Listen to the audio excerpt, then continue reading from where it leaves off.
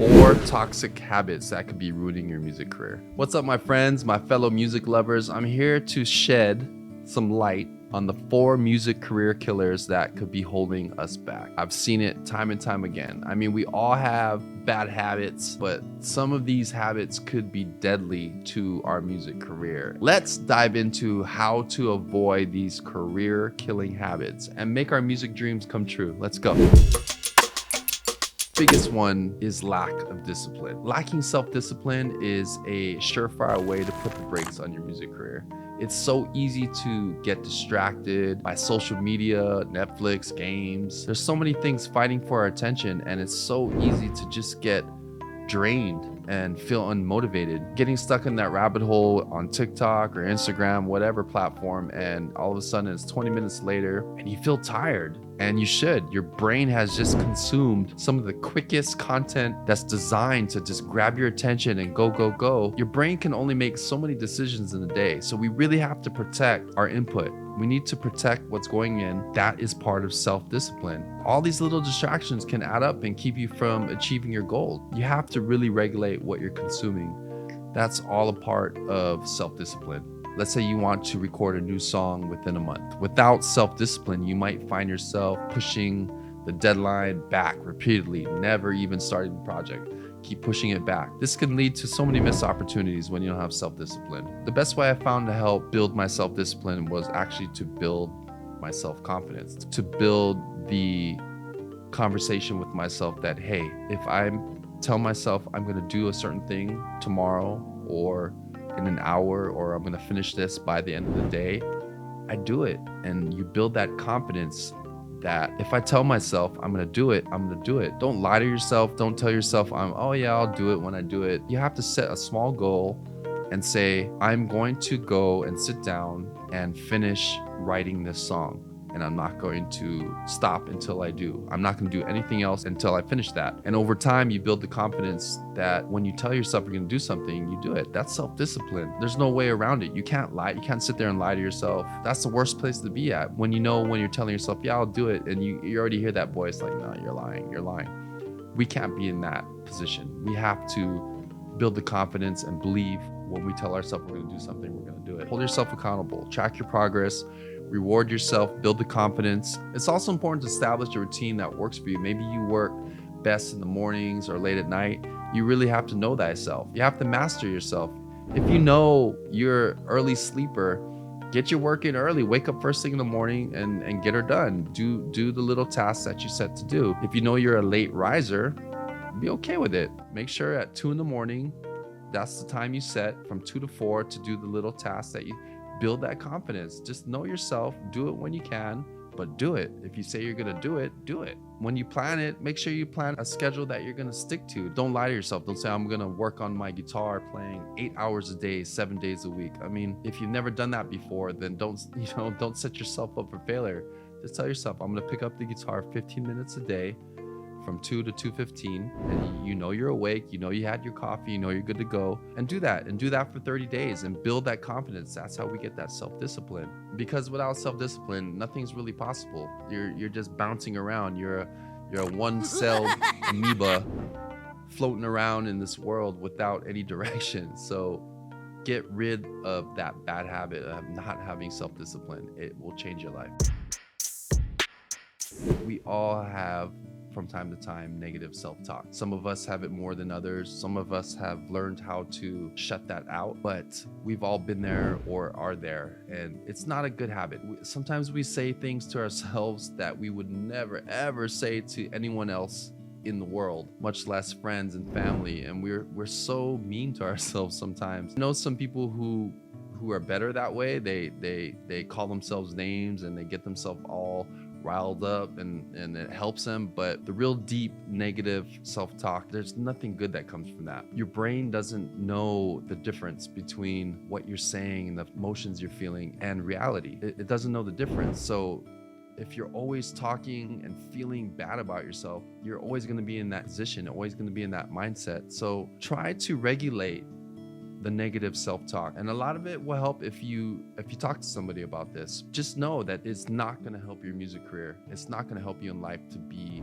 always down on yourself and thinking you're horrible, and already setting yourself up for failure. It's so easy to fall into the trap of negative thinking and beat yourself up for mistakes or perceived flaws. But this kind of thinking is so bad for our career and can lead to a lack of confidence and motivation. You have to believe in yourself before anyone else does. So you have to just fake it. Talk to yourself. You are the best. All the books I read and all the artists, they're delusional. And we have to find some sort of delusion to really take us to the next level and believe in ourselves before anyone else does. You have to be a little delusional. No one's gotten anywhere with negative self-talk. Negative self-talk can take many forms, from doubting your abilities as a musician, as an artist. It's always comparing yourself to the highlight reels of social media. It's important to recognize when these negative thoughts come up and counteract it with love and positive self-talk for yourself. I don't mean to get all woo-woo, but it really is that simple. You have to replace the negative talk with positive self-talk and go, hey, I'm gonna get over this. It's the next, on to the next. That means replacing the negative thoughts with more supportive and encouraging ones. And sometimes it's hard to do, but hey, if you can be in the habit of talking to yourself negatively, you can also be in the habit of supporting yourself and talking to yourself positively. So which at the end of the day, which one do you think is actually going to work better for you?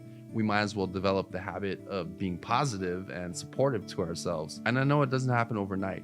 Especially if we've been speaking badly to ourselves and negative thoughts for a long time. But if you're aware of it and start developing the skill to replace those negative thoughts with positive ones, we're that much closer to realizing our music dreams. I'm not good enough to make it in this industry. I'm too old. I'm too young. Instead of that, just okay, try saying, I have the talent. I have the drive to succeed.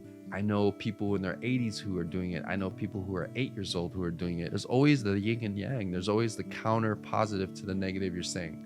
And the positive always ends up feeling better. So let's think positively. Replace it with a positive thought and back it up with the self-discipline and the work ethic that you know it's going to take to make it. Surround yourself with positive influence. Don't be around those friends and family that are like, you suck.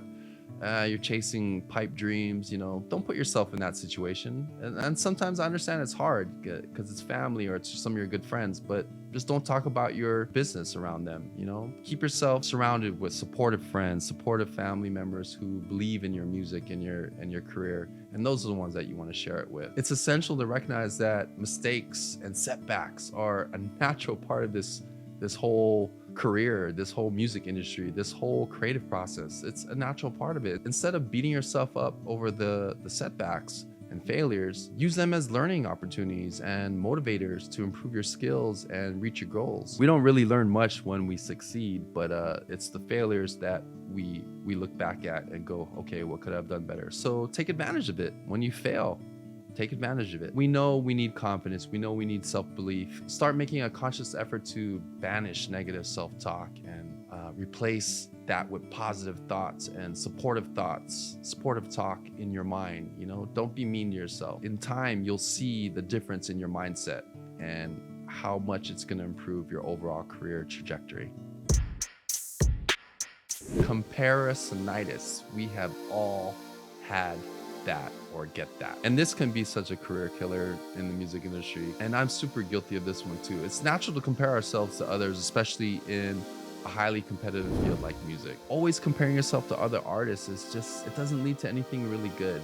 It leaves you feeling inadequate. It gives you self-doubt. It doesn't help the cause. When we compare ourselves to others, we're often focusing on their strengths while disregarding our own strengths. It's important to remember that every musician, every artist has a unique sound and a unique style that only they can deliver. And that's what we have to spend our time finding and honing and focusing on, because that's the thing that no one else can do but you. What works for that one artist who's super successful most likely won't work for you. That's their thing. That's the thing they honed in on. That's the thing that they developed over the years and really put out there. We should really be spending our energy finding what makes us different, what our strengths are, and honing in on those. Another issue with comparisonitis is that It can lead to imposter syndrome, feeling that you don't belong there. You don't belong here as a musician, as an artist, as a music producer, and that you're not good enough. And that is not a good place to be. When you feel like you don't belong, it puts you in a bad mindset. You have to understand and believe that everyone, including that superstar, they're human too. They went through exactly what we're going through right now, or they still do, just in a different level. But we're all human. We're all the same. Don't compare yourself to anyone else. Find your unique strength, hone that, and share it. Share it with the world. There's never one right way to make it on this journey. We all have our own journey, and you will find your right path if you just keep honing in on what makes you unique and your strengths. Don't compare yourself to anyone else. Lack of time management. A great book, Eat That Frog. That book changed my life. That is a great book on time management. Get the big rocks done first. First things first. Do the hard things first. You have the most energy early on. Get the hard things done first. You know, if you have more than 3 things to do, you have too many things to do. You're not properly prioritizing your to-dos. If you have 15 things to do, it's going to be tough. If this is important to you, then you have some kind of activity that leads you closer to your music goals every day, and it should be in your top 3. And you should be having the discipline to say, I'm going to do this today and complete it. If we can't do that, we're not going to have a great chance of making it in the music industry. As a creator, you're likely juggling a lot of responsibilities, from writing, recording, promoting, working, booking your gigs, managing your band, or things like that. Without effective time management skills, it can be real easy to get overwhelmed and fall behind on the important tasks. There's a big difference between being busy and being productive. And these are things that I'm working on. I'm learning how to delegate things out, things that other people can do or do better than me. I need to delegate that out. I have a problem with that because I love doing a lot of things. I'm decent and good at it, but I need to learn how to bring on the people that are better at those things than me, and learn to delegate and let them do their thing, and let me focus on the top 3 things that only I can do. So that's what I'm going through right now with my journey. And this is a big part of it. And that has to deal also with lack of time management. I'm not managing my time properly when I do tasks that somebody else can do faster and better just because I enjoy it. Find balance, and I'm working on that right now. One of the easiest things is, if the task seems too large, just break it down into smaller little tasks that you can break up during the day. Break it down into 20-minute tasks that help to complete the big tasks, and don't try to do something huge all at once. Key is learning how to put first things first and put your energy into those first. So if you burn out on that, the smaller tasks didn't matter. It's the big tasks that matter first. As the legendary Quincy Jones said, you have to go wholeheartedly into anything in order to achieve anything worth having. To get into something 110%, you have to be willing to break free from these 4 bad habits. These 4 bad habits are not serving the greater good of what we're trying to do. And I know it's not easy. I know it's easy to fall into all of these bad habits and these traps, these distractions. It's important to remember that we have the power to overcome them and achieve our dreams. It's up to us. It's up to us. We have the power to overcome the traps. We know what they are. By developing self-discipline, avoiding negative self-talk, overcoming comparisonitis, and improving our time management skills, we can take control of our careers and reach our full potential as artists, musicians, music producers. There's no one right path to success. There's just our path to our music success. Every artist's journey is going to be different, but for you to define your journey, you have to be able to overcome these 4 bad habits to let the journey unfold. And it's up to us to define our own paths and stay true to our unique styles and visions. Keep pursuing your passion for music, stay focused on your goals, believe in yourself, your abilities. I do.